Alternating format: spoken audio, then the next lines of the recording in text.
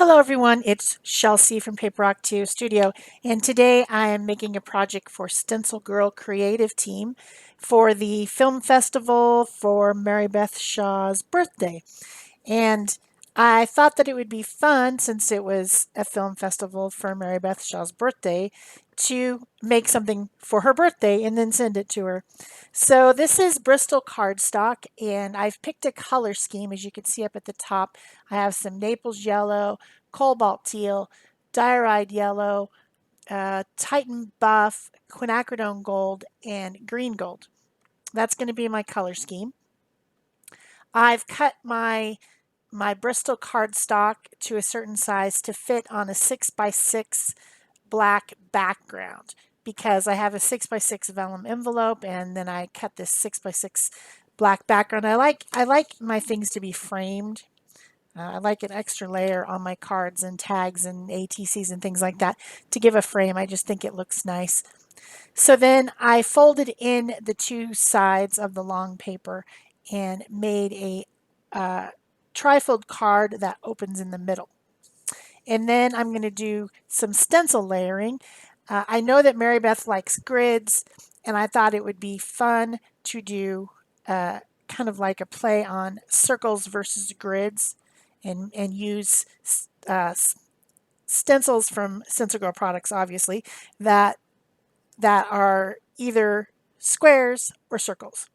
So I am using a couple different stencils on top of each other. I've got a medium grid that's from SET 9MB's grid stencils. And then I also have the L071 random circle stencil. I didn't notice when I planned, when I grabbed these stencils, I didn't notice that that 3 out of the 4 stencils that I chose are designed by Mary Beth Shaw. So it's her birthday, it's her stencils that she designed, and I was trying to make something that she would like, which is, some grid pattern type stuff. So I'm using sponge pouncers and just pouncing my colors. I've switched now to the squares overlapping stencil over the top of that medium grid, and that one was designed by Carolyn Dubey. The paints I'm using today are mixed media fluid paints from DecoArt company, and then one of them is a Liquitex Basics, the Naples Yellow, which to me is really kind of a neutral. So I'm just switching the stencils out. This one that I'm using now is also from the grid set. There's a larger square, a medium square, and a small square from Mary Beth's grid set, which I think might be one of the very first stencils she ever designed. I just think that for some reason. So switching back and forth between the stencils, now I'm going to use a brayer and some Titan buff paint to kind of lighten everything up and unify a little bit. That's a good way to bring everything together, is to brayer. I like to use my 2-inch soft rubber brayer to do this, and in this case, a light color. Sometimes it just depends on the colors that I'm using, but I wanted to kind of lighten up. And then I'm going to add another layer of stenciling over the top.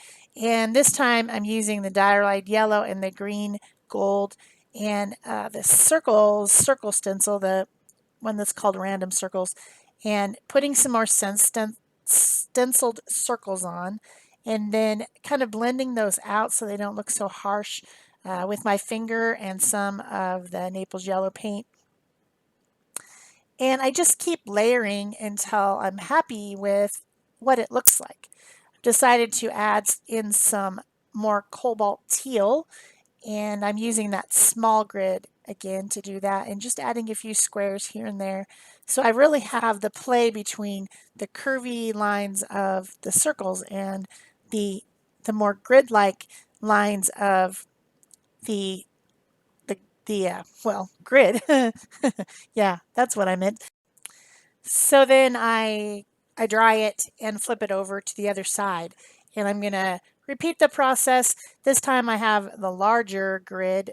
It's the largest one in the set of 3, and I've got the circles again, the same colors, the same sponge pouncers, not much change, but The reason that I want to do the back and the front, first of all, it gives me an option of which side I like to be on the inside and which side I want to be on the outside. Also, the flaps. So the flaps that close to the center are going to have paint on both sides because they need to have something on the outside of the card and also something on the inside of the card.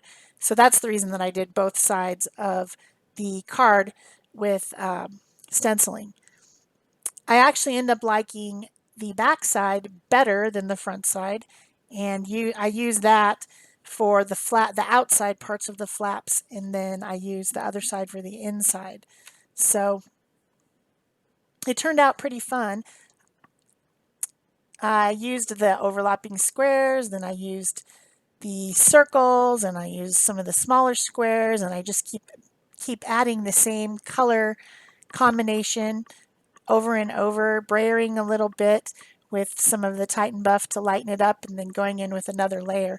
I think the reason I liked this side in the end for when I folded it is that on the right hand side it has mostly square grid-like stuff, and on the left hand side it has mostly circles, and so you really do get that play on the front of the card between the circles and the squares. Although they are all blended on there and there's circles and squares on both sides, I still ended up with kind of squares on one side and circles on the other. So adding in some of that quinacridone gold with the StencilClub one, and then some more of these smaller grids with the green gold. I'm also blending every once in a while with the dirty sponge now. Now the sponges have so much paint on them that I can really kind of get a little bit of a soft edge blend by just rubbing with the sponge. When I first put paint on them, they don't work that well for that, but when they get nice and saturated with paint, then they do. Also, I'm blending and integrating with my finger as well. So I'm just about done coloring both sides of my paper with all my stenciling and stencil layering and grids and circles and the whole thing that I had intended. And I will be figuring out which side I like best, which one. See how this one ended up with circles on one side? Oh, I went by too fast. So I decide, because I'm planning on putting this on that black frame background, that there does need to be some black within the composition, but I don't want to stencil it. I don't want a bunch of black and a bunch of drama and contrast. I just want a little bit of black. So I decide to use a large black pencil to draw some lines and do some mark making. And I'm at first doing it with the stencil by tracing around the squares of the stencil, and then I add in some more like handmade marks that I do with my own hand, gestural marks, scribbles or whatever, just because then that kind of adds your own hand to the art. It's not just all stenciling. I also blend them out a little bit with Titan Buff, and this pencil is somewhat blendable. And on this other side, I decided not to do that because I decided it turned kind of gray and weird. So I decided instead just to leave the marks as they are and not blend them out with the Titan Buff. But this is only going to be the front. The back, the pretty middle part is going to actually be glued down and no one will ever see it. So this is the front of the card where it opens up like a kind of like a bifold door. You know, maybe a cupboard or a console. You know what I'm talking about. Two doors opening up from the center. And I'm pretty happy with that. Still probably mess with it a little bit more, but I decide to go around the edges of all the paper with an ink pad to give all the paper, all the edges, a interesting kind of spongy looking edge with the ink pad. This does become my downfall in the end because here's what you need to learn. Patience. If you would just let the thing dry instead of continuing to mess with it, you wouldn't have so many opportunities to fix smears and stuff that happens. Anyway, so then I went and cut a 5 1/4 by 5 1/4 piece of off-white cardstock to go on the inside. And I'm going to glue this down. Oh, first I decided I need some ribbon to tie it closed because the little flaps aren't going to stay closed unless they're tied. That's just kind of how things happen. So I get a 1 inch organza ribbon in kind of a gold color, which goes with the color scheme, similar in color to that diarrhea yellow. Glue this down with the ribbon sandwiched in between the card and the backing so that it cannot escape.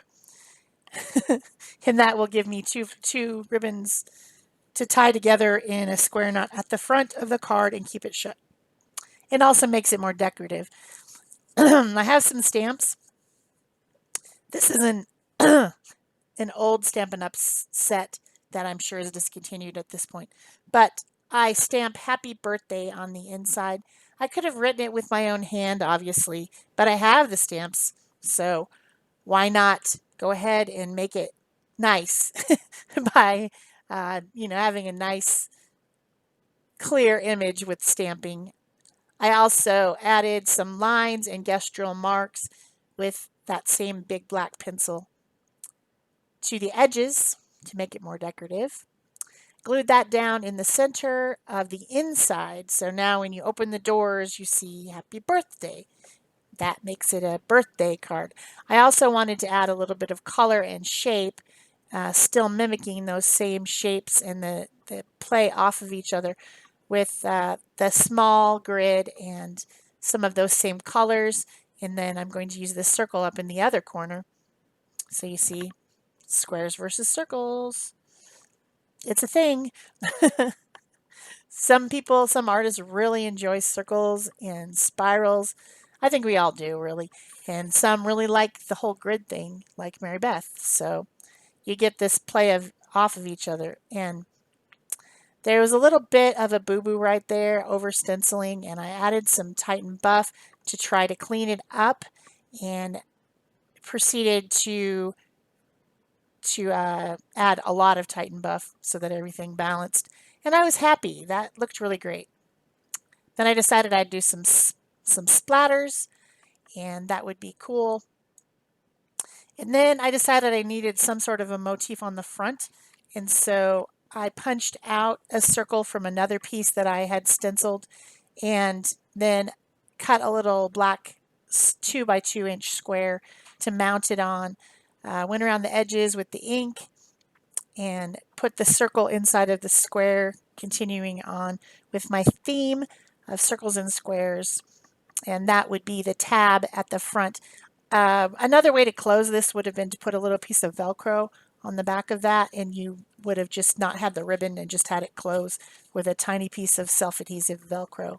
I've done that lots of times, but this time I do have the ribbon to tie it shut.